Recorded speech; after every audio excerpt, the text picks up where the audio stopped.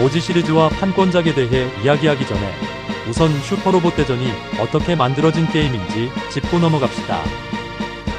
이 게임의 제작사인 반프레스토는 슈퍼로봇 대전을 만들기 전에 건담, 울트라맨, 가면라이더, 슈퍼전대, 메탈히어로 등 자신들이 쓸 수 있는 각기 다른 판권을 가진 작품들을 하나로 모은 크로스오버 게임을 이미 만들었습니다. SD 배틀 데스모, SD 히어로 총결전, SD 더 그레이트 배틀이라는 게임들입니다. 추후에 콤파치 히어로 시리즈로 편입되는 이 세 개의 게임들엔 몇 가지 공통된 특징이 있는데, 우선 사람이 나오지 않습니다. 사람이 탑승하거나 변신하지 않고 건담이나 가면라이더 그 자체가 각각의 SD 캐릭터로서 존재합니다. 그리고 게임은 독자적인 오리지널 스토리로 진행되며 원작의 스토리는 다루지 않습니다. 애초에 스모나 액션 게임 같은 것들이라 스토리도 딱히 필요 없기도 하고요. 마지막으로 원작 없이 게임에만 나오는 오리지널 캐릭터가 등장합니다. 종합해보자면 아무 오리지널 게임에 건담과 울트라맨 같은 SD 캐릭터들만 우겨넣은 게임들입니다. 이런 특징을 갖게 된 원인을 예상해보자면, 우선 당시 반프레스토의 사장은 과거의 뽀삐라는 캐릭터 상품 회사를 성공시킨 이력이 있는 사람입니다. 뽀삐의 성공 이후엔 각종 캐릭터들을 내세운 테마파크 같은 어뮤즈먼트 사업을 하려고 했고, 반프레스토의 게임 사업 역시 이 사업의 연장선으로 생각한 게 아닐까 합니다. 캐릭터 사업이나 어뮤즈먼트 사업처럼 당시의 게임 사업 역시 아이들을 노린 시장이었고, 아이들에겐 건담 같은 로봇이나 가면라이더 같은 히어로 자체가 중요하지 아무로나 혼고 타케시 같은 인물이나 스토리가 중요하진 않다 라고 생각한 게 아닐까요? 그리고 판권 문제도 있을 겁니다. 울트라맨, 가면라이더, 슈퍼전대, 메탈히어로 같은 작품들은 실사 특촬 작품입니다. 실사 작품에 사람을 집어넣으려면 배우들의 초상권료를 추가로 지불해야 할 테니 일괄적으로 사람을 다 빼버리고 로봇이든 뭐든 캐릭터화 시킨 게 아닐까 합니다. 여기서 한 프로듀서가 크기가 작은 사람과 커다란 로봇이 같이 나오는 게 이상하니 커다란 로봇들만 가지고 게임을 만들어보자 라고 기획안을 올렸고, 그 기획이 통과되어 첫 슈퍼로봇 대전이 만들어지게 됩니다.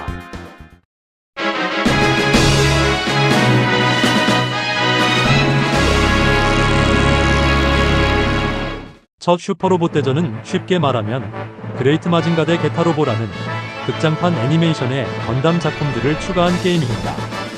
그래서 최종 보스는 그 애니메이션에 나온 강적, 기르기르간입니다. 그리고 이 게임은 과거에 만든 작품들처럼 아무로나 코우지 같은 사람은 나오지 않고 건담이나 마징가가 그 자체로서 존재하며 독자적인 오리지널 스토리로 진행됩니다. 단, 이번엔 게임에만 나오는 오리지널 캐릭터는 등장하지 않습니다. 첫 슈퍼로봇 대전은 그냥 지금껏 해오던 대로 만든 게임입니다. 게임보이로 발매된 이 게임은 나름 괜찮은 판매고를 올렸고, 페미컴으로 제2차 슈퍼로봇 대전이 기획됩니다. 아마 이때 제작진들은 로봇 애니메이션만 나오니까 파일럿 같은 사람 캐릭터를 넣을 수 있겠다 라는 사실을 깨달은 게 아닐까 합니다. 이렇게 로봇에 탑승하는 파일럿이 등장한다 라는 차이점이 생겼지만 그 외에 다른 부분은 지금껏 해오던 방식을 고수합니다. 게임은 오리지널 스토리로 진행되고 원작 없이 게임에만 등장하는 오리지널 캐릭터가 등장합니다. 다만 기존처럼 원작의 스토리를 완전히 무시하진 않고 원작의 특징적인 관계나 특정 이벤트를 재현하는 방식으로 원작의 스토리를 반영합니다. 원작의 캐릭터들이 등장하니 기존과는 다르게 원작의 스토리도 적극 반영할 수 있었을 테지만 그렇게 하지 않은 이유를 예상해보자면, 원래 지금까지 원작의 스토리 같은 건 반영하지 않아왔기 때문이거나 개발 기간이 짧아 원작들의 스토리를 전부 파악할 시간이 없었거나 그 많은 작품들의 방대한 스토리를 하나의 이야기로 합칠 수 있는 사람이 없었거나, 그렇게 스토리가 합쳐진다 한들 그걸 페미컴에 넣을 수 없기 때문이거나 하는 이유가 아닐까 합니다. 어찌되었든 이렇게 만들어진 제2차 슈퍼로봇 대전에서 판권작 슈퍼로봇 대전의 전체적인 개념이 확립됩니다. 첫째, 로봇 작품들로 구성되는 SRPG. 둘째, 원작의 요소를 일부 반영하거나 특정 이벤트들을 재현. 셋째, 게임의 전체적인 스토리는 오리지널 캐릭터를 중심으로 한 오리지널 스토리. 이 개념은 이후 단 한 작품을 제외한 모든 판권작 슈퍼로봇 대전에 반영됩니다. 단, 이게 로봇 작품이 맞나 싶은 작품들이 등장하는 경우가 가끔 있습니다.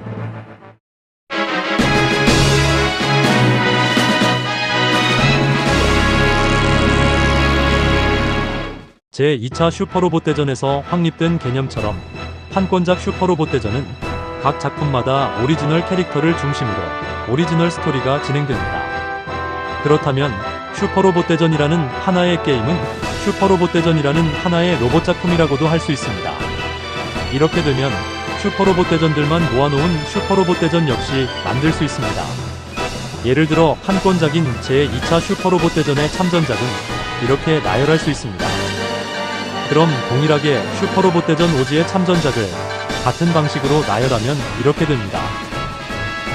이렇게 기존의 슈퍼로봇 대전들을 각각의 작품으로 취급하여 모아놓은 슈퍼로봇 대전이 오지 시리즈입니다. 사실 오지 시리즈의 시작은 단순했습니다. 2001년에 슈퍼로봇 대전 알파 오리지널 스토리라는 드라마 CD가 나온 적이 있습니다. 이 드라마 CD에서는 슈퍼로봇 대전 알파에 등장한 오리지널 캐릭터들만으로 슈퍼로봇 대전 알파의 스토리가 진행되는데 슈퍼로봇 대전 컴팩트2의 ATX팀까지 함께 등장합니다. 이 드라마 CD를 게임으로 만들어낸 게 오지 시리즈의 첫 작품 슈퍼로봇 대전 오지입니다. 게임보이 어드밴스로 발매된 이 게임은 나름 반응이 좋았고 후속작인 슈퍼로봇 대전 오지2가 제작됩니다.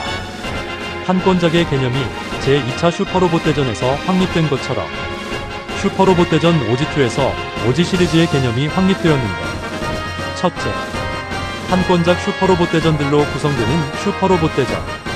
둘째, 원작 판권작의 스토리 같은 요소들을 적극 반영하되 일부 설정 등은 변경될 수 있다. 셋째, 판권작에는 등장하지 않는 오지 시리즈만의 시나리오나 오리지널 캐릭터가 추가될 수 있다. 넷째, 참전작은 기본적으로 연공서열에 기반하여 결정된다. 슈퍼로봇 대전 오지2도 준수한 성적을 거두었지만 게임보이 어드밴스로 발매된 오지 시리즈는 여기서 종료됩니다.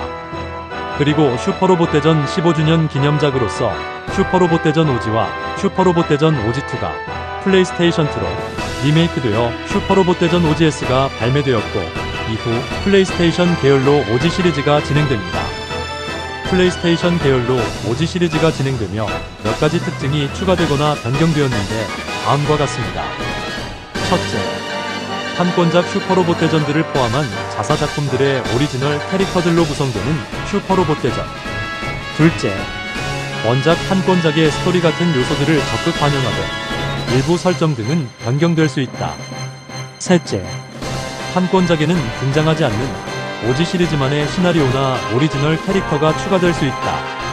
넷째, 참전작은 기본적으로 연공서열에 기반하여 결정된다.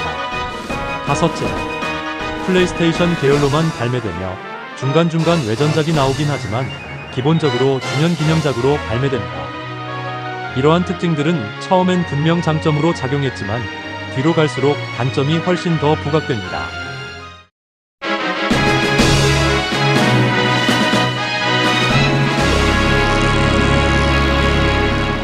슈퍼로봇 대전 OGS는 꽤 잘 팔렸습니다. 43만 장 정도 팔렸다는 이야기가 있습니다. 단일 작품으로 가장 많이 팔렸던 슈퍼로봇 대전 알파를 기반으로 하고 있어 과거 판권작을 플레이한 유저들의 향수를 자극해 유입으로 끌어올 수 있었으며 오지 시리즈만의 크로스오버로 전혀 새로운 방향으로 이야기가 전개되기도 하기 때문에 이미 원작 스토리를 알고 있더라도 흥미를 유발할 수 있었습니다.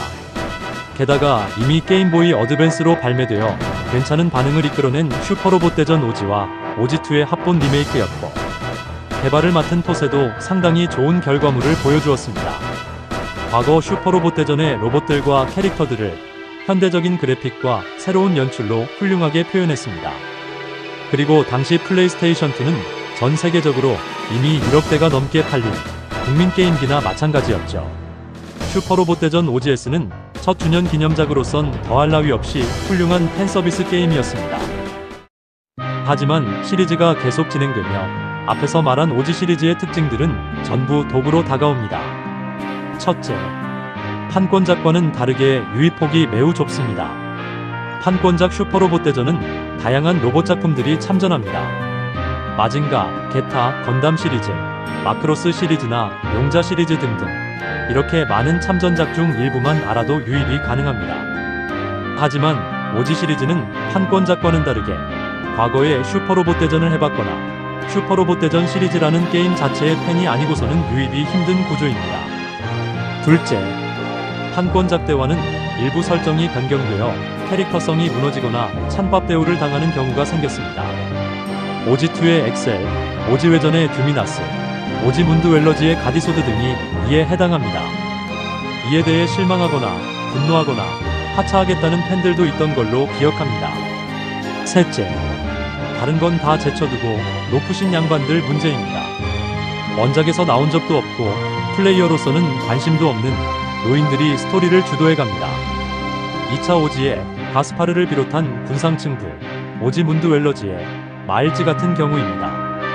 사람들은 내가 알고 있거나 좋아하는 캐릭터들이 스토리를 주도하는 걸 보고 싶어 하지, 내가 알지도 못하는 매력이라는 게 보이지 않는 캐릭터들이 스토리를 주도하는 걸 재미있어 하지도 아예 보고 싶어 하지도 않습니다.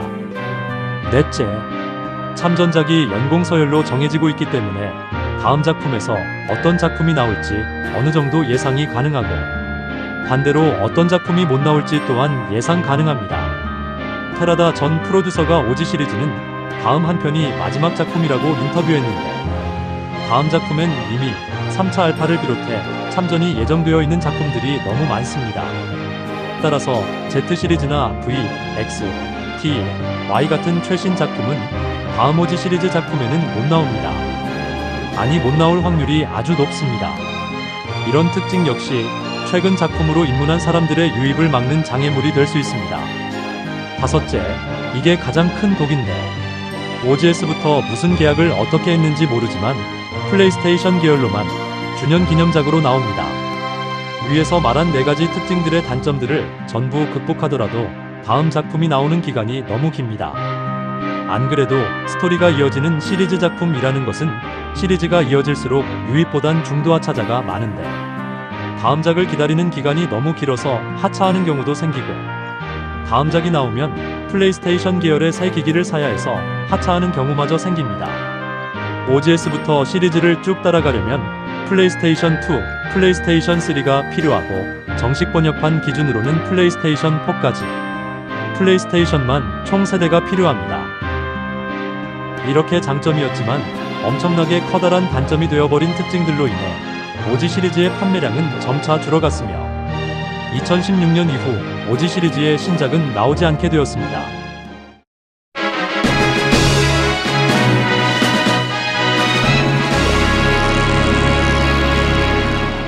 이번 시간엔 판권작 슈퍼로봇 대전의 개념과 이를 기준으로 슈퍼로봇 대전 오지 시리즈의 개념에 대해 정리하고 그 개념이 장점으로 적용되는 부분과 단점으로 적용되는 부분에 대하여 이야기해 보았습니다.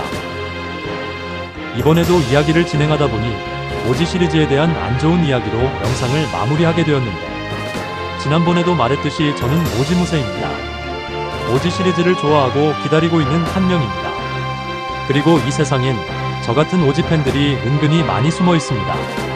반다이 남코 엔터테인먼트가 유튜브로 슈퍼로봇 대전 정보방송 같은 걸 할 때면 채팅창에서 다양한 나라의 언어로 된 대화명으로 오지에 대해 이야기하는 사람들을 심심치 않게 볼 수 있습니다. 당장 며칠 뒤에 예정되어 있는 슈퍼로봇 대전 정보방송에서도 그런 모습을 볼 수 있을 거고요. 앞에서 제가 슈퍼로봇 대전 오지 시리즈의 개념을 정리할 때 연공서열이라는 단어를 언급했고 이 연공서열이라는 것에 따라 Z 시리즈를 포함한 최신 작품들은 다음 오지 작품에 등장하지 않을 것이다 라고 이야기하였는데 다음엔 이 연공서열이 무엇인지 기존 오지 시리즈에서는 이 연공서열이 어떻게 적용되어 있는지에 대해 이야기하고 가능하다면 이 연공서열에 따라 오지 시리즈의 마지막 작품에는 어떤 작품이 등장할 것인지에 대한 이야기를 해보겠습니다. 감사합니다.